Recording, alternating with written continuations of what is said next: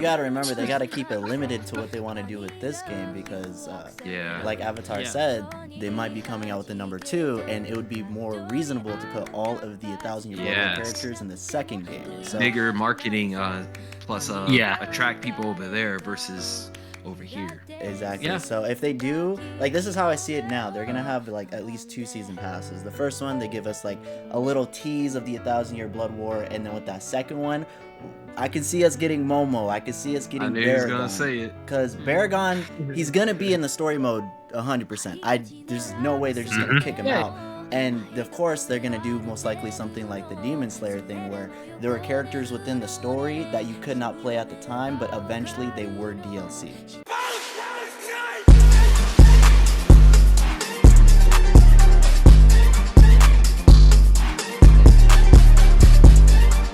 Talk about one of the biggest topics, Baragon not being playable. No.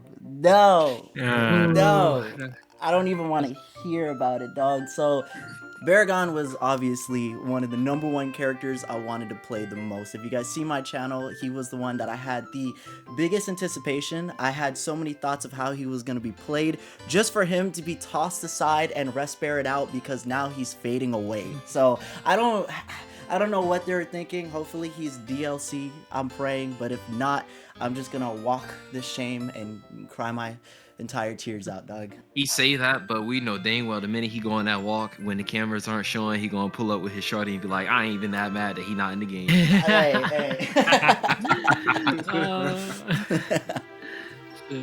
But yeah, when I saw the full roster, no, it was when we went from Hottie Bell to Stark, and that's when they were like, wait, hold up. We're not going to get him? And I'm like thinking like, nah, of course we're going to get him. But then I was thinking like, Kyan after Stark? I don't know if we getting him. Yeah, and but then, you know, on that thought of like how they released him, someone did kind of like brought to my attention like the way that they were shown. Hollybell was the first to be seen, then it was Stark, and then it was Barragon. So that's why my hopes like stayed on.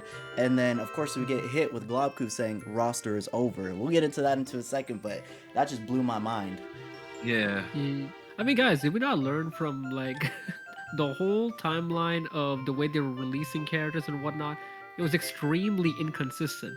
Like they would have a 1 or 2 character pattern, and then they would just do something like way off every time. Yep. And then they would come back and forth. I literally just forgot about this whole like pattern thing because we tried to do it at the beginning. Yeah. Nobody was getting predictions right. So I just dropped it at that point and not trying to predict.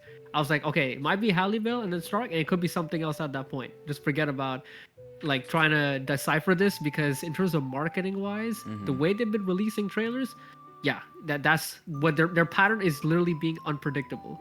So at that point, I'm just like, okay, Stark, okay, Baragon's gonna show up. He's gonna show up, obviously. Even if it's Hallibell first, Stark first, or it doesn't matter. It's more about, yeah, he's gonna be there, right? But no. Yeah. Now, y'all want to know what's funny? Y'all want to know what's funny? Huh. Who was the person well, other people said it, but who was the one that was getting flack for saying weeks don't equal remaining characters on the roster? You're right. Yes. Yes. And what did people say? I don't know, Makai. I think we'll see it up till the release. I was like, okay, all right, cool. Yeah, this week confirms that. So that dude that was in a chat a couple weeks ago that said, I guarantee you're gonna get a character every single fucking Monday until the game drops. You're wrong. You're freaking wrong, and you suck. I'm kidding. You're cool. You got mad and started spurging on me. So nah, you were just wrong. Boo hoo. I win. Yeah, and then you know what the sad part about like the whole each character coming out each and every single week, or sometimes not coming out on the next week, is the fact that we didn't get replacement characters for those weeks. So it's like we only got one time when we got Ukiota and Ichigo, but then after that everyone came separate. So the second we lost somebody for the week, we just knew for a fact that we were losing characters, and it became a guessing game whether or not who we're actually gonna get.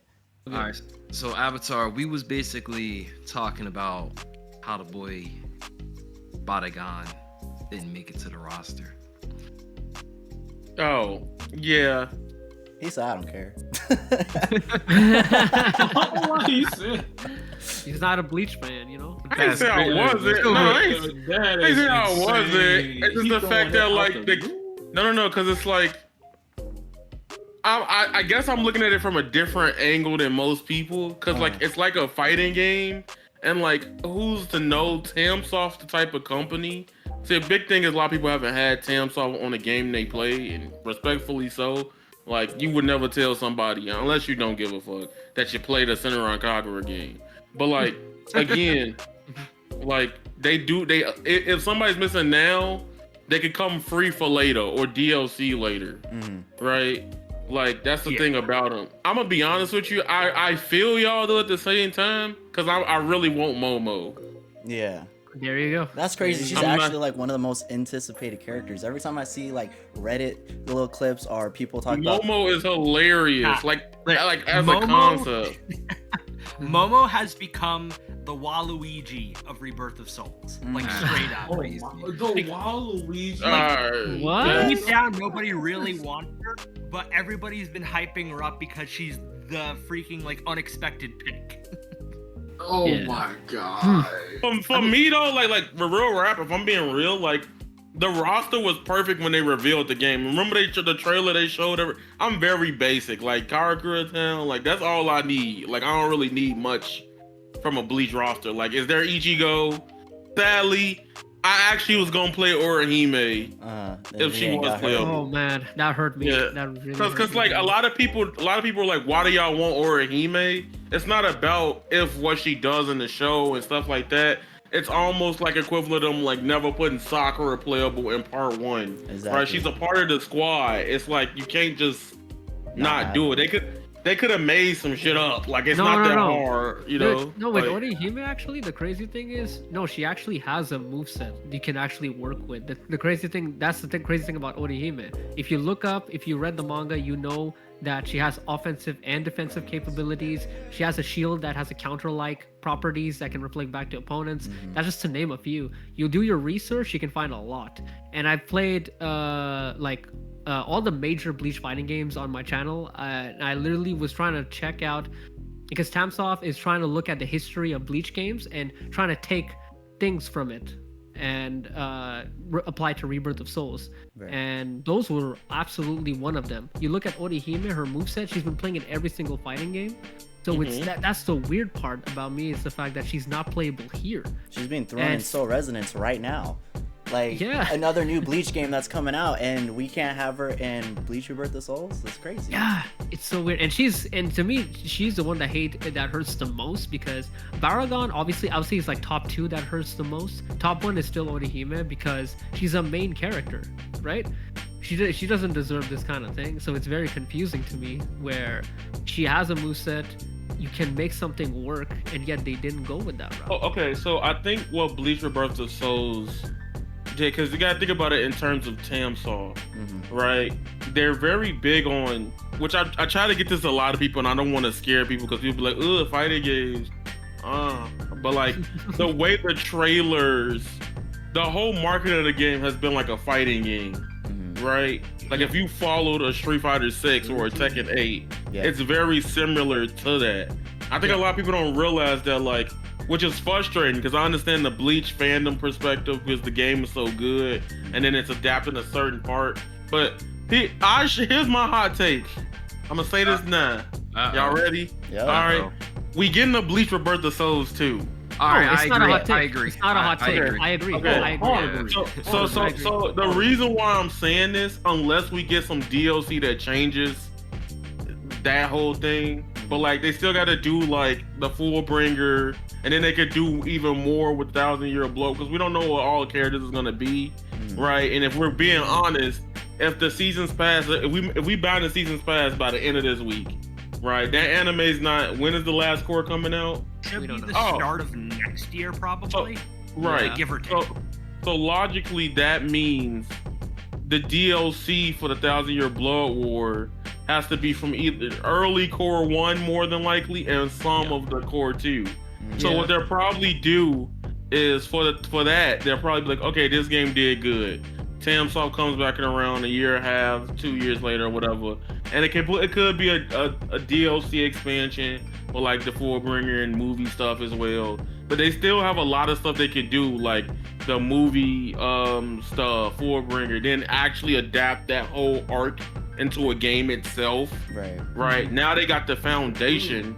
They can go crazy on the second game, right? Yeah. And another game that's doing this right now, a lot of people are like, whatever, because they probably don't like Demon Slayer. But Demon Slayer is the one that's doing that. I'm like, it's no way they're not gonna make multiple Demon Slayer games. Yeah, I agree 100%. That's literally also my prediction as well, where there's gonna be a sequel game if the game does well enough. 100%. That and all the stuff that I think right now they're kind of quote unquote playing it safe in a way, where they don't want to take too much risk. There's a certain budget they have to meet, and right now, as you can see, right, Season Pass 1 is literally 1,000 Blood War characters. Again, because it's the most popular thing, right? They want to make that money, and they want to go safe in the sense where they know it's going to sell. They know the 1,000 Blood War characters is going to sell. So once they see that success, and they're like, okay, you know what? This property is viable as a competitive fighting game, or just as a fighting game in general. Let's make a sequel. So that's where it lines up. I'd also like to add this, something I did think about, and they tend to do this with other games, but I just thought about, like, with the DLC characters, right? Whoever they add within the 1,000 Year Blood War, I'm sure those characters are going to have things that they want to maybe experiment with. They're like, should we make this into a whole mechanic or change certain things when the second game comes out? I don't know if that makes any sense, but more so like the DLC characters, they probably gonna have some cool things about them, something that most cast may not have, or let's try this, let's give them this little gimmick and see how this works. Oh, similar to it's similar to, like, I guess other fighting games. Then they do that too, right? When they sort of start to experiment when like DLC character comes out. So I completely get you in that regard, because I could definitely see that happening, especially if other fighting games do that when they try to experiment, and a game really starts to become its own thing as years go by, not on day one. So they know at that point what's the limits and what's not the limits, and they know, like, okay, you know what, we can experiment at this point because we understand our game a lot more at this point. So Who says that they don't just throw Orihime from 1,000 Year Blood Wars DLC? Okay, here's the thing. For me, it's just like, okay, if she's not in the base roster, why would she be DLC? Because she's one of the first characters that you would consider to making her a character. So in the first stages. So if she was gonna be a character, it would be from there, and not delay her till DLC. She's not quote unquote DLC material, if that makes any sense. No. Let's be real. She's not DLC worthy. You can't slut her out. And on top of that hurts. Her fight, you don't even know it. And her fight is in Core 4, right? When she squads up with that certain person and they fight that certain person, I'm trying not to spoil it, but that fight. Go ahead. All right, so when her and Ichigo spars Yuha, and she's doing her shit, and she tag teaming with Ichigo, and they actually fighting this man, I feel like if they were gonna make her DLC, unless Core 4 drops and that fight is showcased around the same time, I feel like it's gonna be more so a season 2 thing. Or if they really see the community really want her so bad, then who knows? Maybe they might decide to season pass have her on there. But I doubt that. I don't know. I can't see that. If I see her on the pass, I'm gonna be upset. You're gonna be upset? Yes. Why is that? Because, like you said, she should have been base roster at that point. Yeah, I mean, I would be upset that she wasn't base roster, but I would still be very happy because she needs to be there no matter what. That's where I come from. I guess I get what you mean in the sense where it's like, why the hell is she even DLC? Why couldn't you just make her there to begin with? So I understand that. I completely understand. And if you're going for the fan service, it's like you got the Bambietta, you got what's the other one with the green hair? Candace. Yeah, But then you gotta remember, they gotta keep it limited to what they want to do with this game, because like Avatar said, they might be coming out with the number 2, and it would be more reasonable to put all of the 1,000 Year Blood War characters in the second game. So, bigger marketing plus attract people over there versus over here. Exactly. Yeah. So if they do, like, this is how I see it now. They're gonna have like at least 2 season passes. The first one, they give us like a little tease of the 1,000-year blood war, and then with that second one, I can see us getting Momo. I can see us getting I knew he was gonna Barragon. say it. Because Barragon, he's gonna be in the story mode 100%. There's no way they're just gonna kick him Yeah. out. And of course, they're gonna do most likely something like the Demon Slayer thing, where there were characters within the story that you could not play at the time, but eventually they were DLC.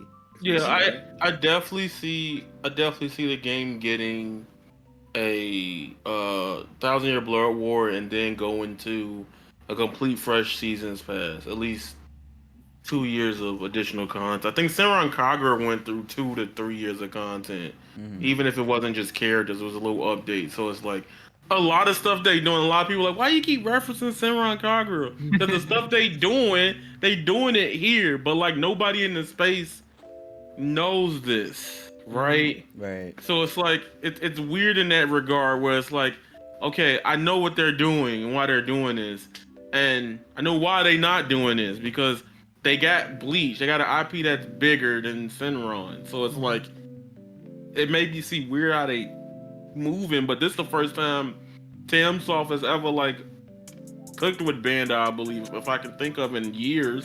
Oh yeah, besides Captain Tsubasa. Yeah, and that game's good. Yeah.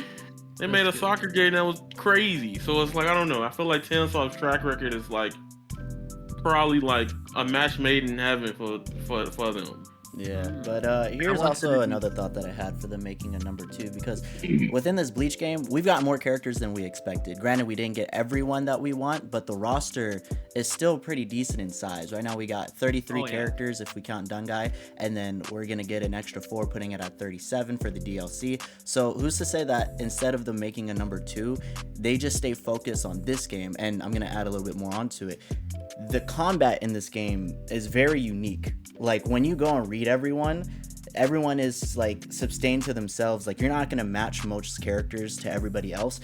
Them recreating that again and then adding a little bit more would be complicated for them, trying to reproduce the game. So it would be literally it'd have to be copy and paste, and I could see them being more focused on, let's make this game better, especially since this is gonna be the first Bleach game they have in a minute that's actually gonna be fairly decent. So if they do make a number 2, I could see it being like really far down the line, just because of how creative this game was or will be.